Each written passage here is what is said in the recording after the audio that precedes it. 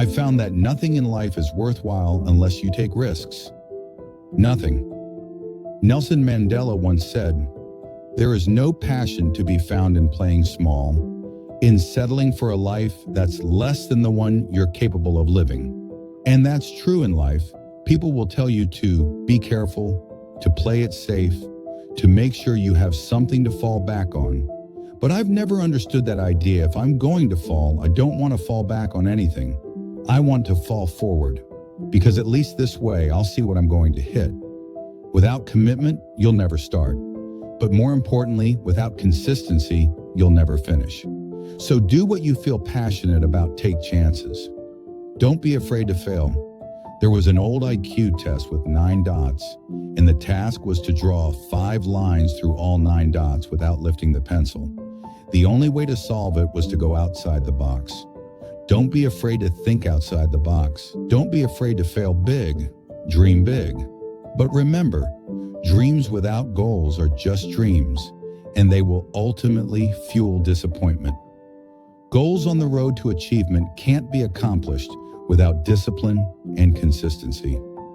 Reggie Jackson struck out 2,600 times in his career, the most in baseball history. But you don't hear about the strikeouts.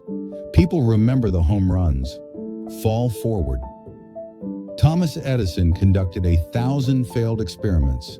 1,000. But did you know that the 1,001st experiment gave us the light bulb?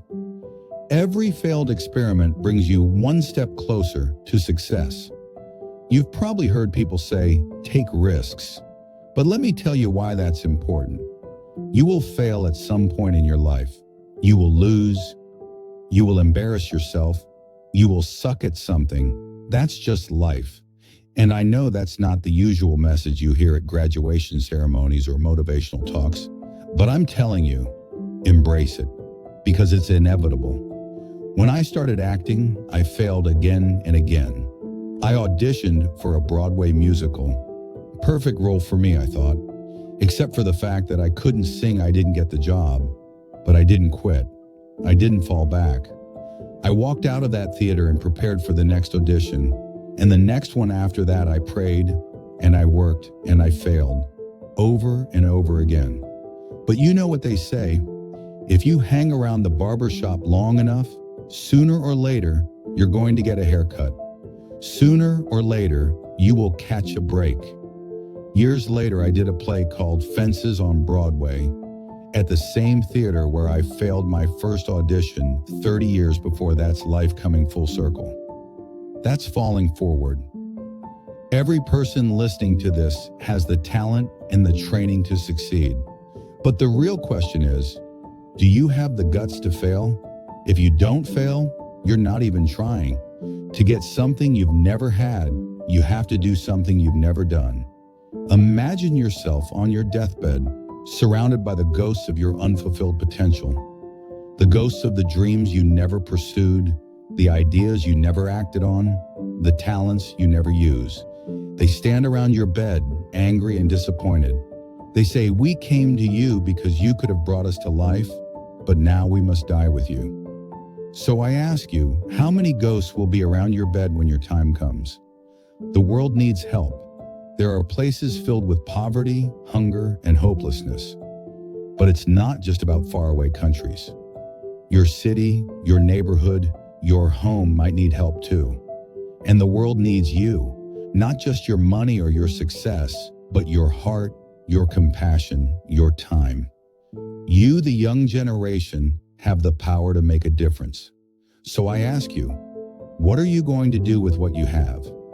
I'm not talking about how much you have. I'm talking about what you can do with it.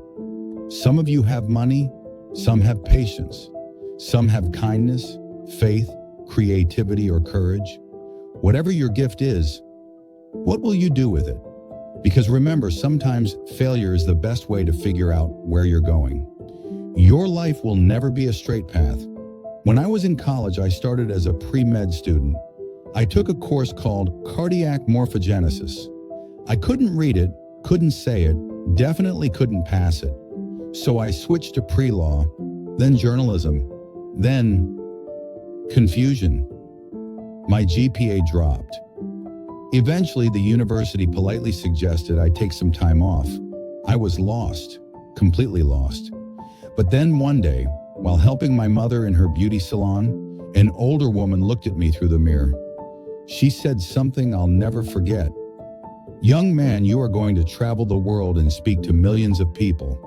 At that time, I thought she was crazy, but years later, that prophecy came true. Through my films, my work, my words. Now people can see me, but I couldn't see it then. That's the beauty of faith. Sometimes you have to believe in something you can't yet see. Taking risks isn't only about chasing jobs or money, it's about being open. Open to new people, new ideas, new experiences. The chances you take, the people you meet, the faith you hold, that's what defines you. Never be discouraged. Never hold back. Give everything you've got. And when you fall, because you will, remember this: